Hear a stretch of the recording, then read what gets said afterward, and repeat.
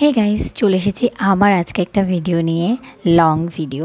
জানো, আমি ভেবেছিলাম এটা হচ্ছে একটা শর্ট ভিডিওতেই শেষ হয়ে যাবে, কিন্তু এটা যে লং হয়ে যাবে সেটা বুঝিনি। তো আমি এর আগে একটা ভিডিও দিয়েছিলাম ইউনিভার্সিটি, যে আমাদের ইউনিভার্সিটি লাইফ শেষ, কিন্তু আমাদের ইন্টারনাল এক্সামটা বেশ কয়েকদিন পর ছিল, মানে অনেক কটা দিন পর, প্রায় 2 সপ্তাহ পর। তো এই দেখো, আমি যে এই শাঁখাপলাটা বানিয়েছি ঠাকুরের, সেই বান্ধবীকে আজকে এটা ডেলিভারি দেবো, কারণ ইউনিভার্সিটিতে ওর সাথে আমার দেখা হবে। তো আমি ব্যাগ গুছিয়ে নিচ্ছিলাম সকালবেলা স্নান টান করে উঠে। আর এইটা হচ্ছে আরেকটা বান্ধবীর জন্য, আমাকে এটা এঁকে দিতে বলেছিল।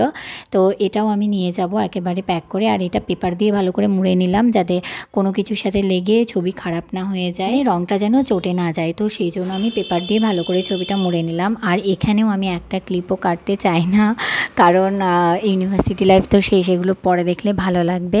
তো যাই হোক, এই দিনকে আমি এই দিন তো ইউনিভার্সিটি ছিল, কিন্তু আমাদের যেহেতু ইন্টারনাল এক্সামটা আজকেই শেষ, মানে সেদিন ছিল 6 তারিখ, আমি পরের দিন ভয়েস ওভার দিচ্ছি। তো 6 তারিখে ইন্টারনাল এক্সাম শেষ, তো সেই দিনই আমাদের ইউনিভার্সিটি যাওয়ার শেষ দিন। তবে আরও একদিন যাওয়া আছে, সেটা হচ্ছে 9 তারিখ সোমবার, সেদিন আমাদের বিদায় অনুষ্ঠান। আর দেখো, এই যে ডিজার্টেশন পেপার, এটাও কিন্তু আমাদের একটা খুব বড় স্মৃতি। অনেকটা সময় নিয়ে, অনেকটা খাটনি করে ওটা তৈরি করা হয়েছিল, তৈরি করেছি আমরা নিজেরা, তারপর এটা জমা দিতে যেতে হবে আজকে।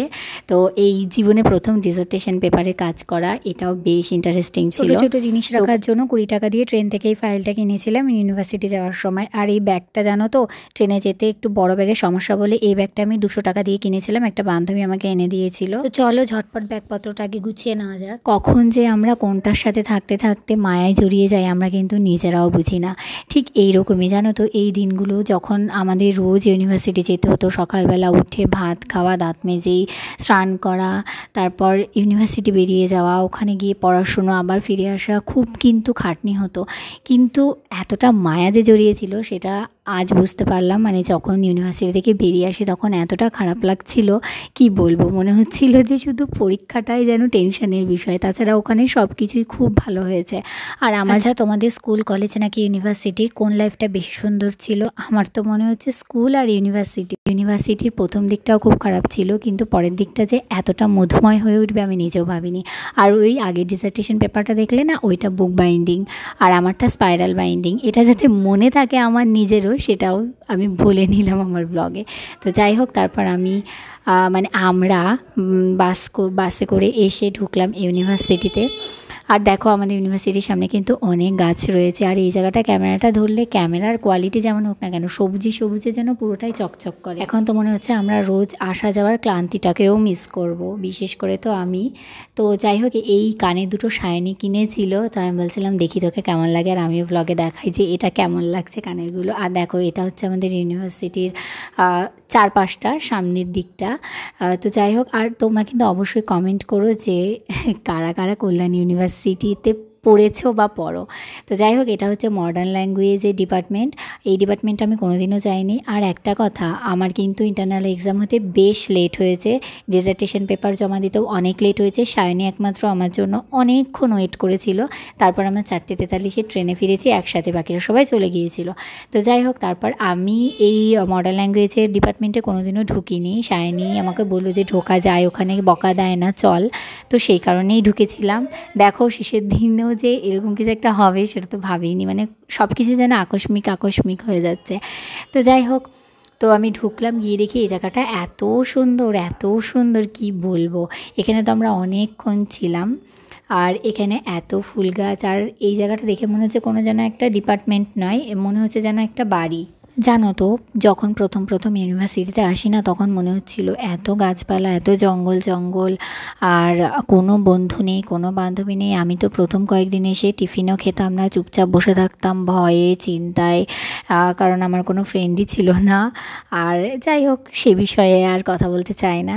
কিন্তু পরে যখন আমি বেরিয়ে আসি, তখন যেন মনে হচ্ছে আমারই সব কিছু, মানে প্রচুর যেন মায়া, ডিপার্টমেন্টটা যেন আমারই, আমি যেন ঘর ছেড়ে বেরিয়ে আসছি। আর প্রত্যেকটা মানে এত বন্ধু হয়ে গেছে, কি বলবো, মানে প্রত্যেকের সাথে আর হয়তো দেখাও হবে না, যাদের বাড়ি অনেক দূরে, তাদের সাথে হয়তো আর কোনোদিনও দেখাও হবে না। তবে আমি যাদের সাথে সম্ভব তাদের সাথে অবশ্যই কথা হবে, দেখা হবে। তবুও একটা জায়গা থেকে চলে আসা অনেকটা খারাপ লাগার বিষয়, কিন্তু সব কিছুই তো আর স্থায়ী নয়, যেমন শুরু হয়েছে তেমন শেষও হবে। তো যাই হোক, হ্যাঁ দেখো এই জায়গাটাই হচ্ছে ওই মডার্ন ল্যাঙ্গুয়েজের ডিপার্টমেন্টটাই, যেখানে আমি আর সায়নী গিয়ে ভীষণ মজা করেছি আর সবটা ভিডিওতে ক্যাপচার করেছি আর অনেক অনেক ছবি তুলেছি। এগুলো আমি অবশ্যই কমিউনিটি পোস্টে দেবো, তোমরা কিন্তু কমিউনিটি পোস্ট চেক করতে ভুলো না। তো আমি চাই এগুলো সবই থেকে যাক স্মৃতির পাতায়। আর দেখো সায়নী এখানে এই ফুলটা দিয়ে রিং বানিয়ে আমাকে পরিয়েছে।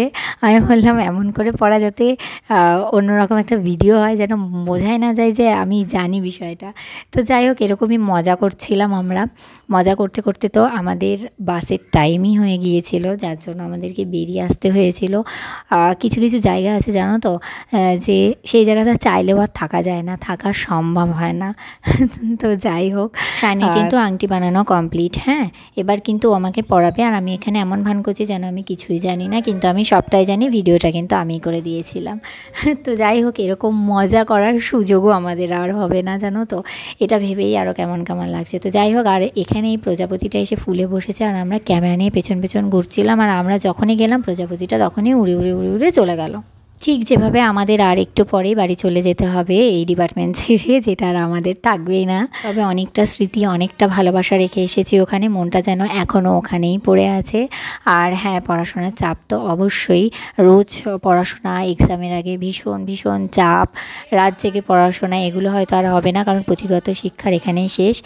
তো যাই হোক, সবসময় নেগেটিভ চিন্তা করলে হবে না, পজিটিভ চিন্তাও করতে হবে। আরও যারা আসবে তারা এই জায়গাটাকে ভরিয়ে রাখুক ঠিক আমাদেরই মতো। দেখো, আর আমরা ঘরে এসে দেখছি কি ঘরটা পুরো ফাঁকা, মানে আমরা মডার্ন ল্যাঙ্গুয়েজের ডিপার্টমেন্টে গেছিলাম, এবার আমরা বাংলা ডিপার্টমেন্টে এসে দেখি যে পুরো ঘরটা ফাঁকা, শুধু আমার আর সায়নীর ব্যাগটাই রয়েছে।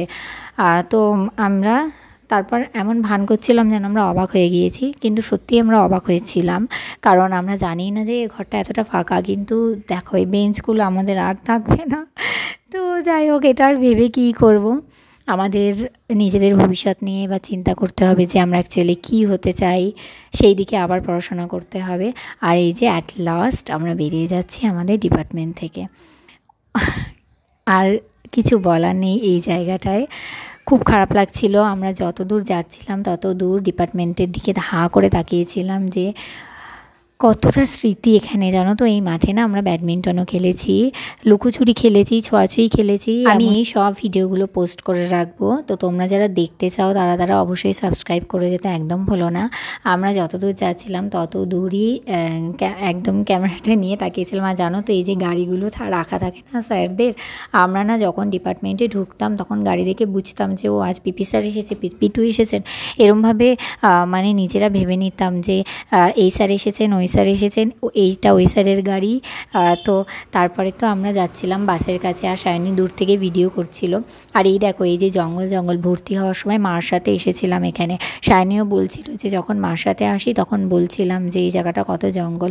আর তারপর এই যে শেষ আমাদের বাস চড়া, এই বাসে আমরা চড়ছি না। তো যাই হোক, তারপর এই যে আমরা বাসের ওখানে গেছিলাম, ওখান থেকে আবার ডিপার্টমেন্টের সামনেই দাঁড়াই।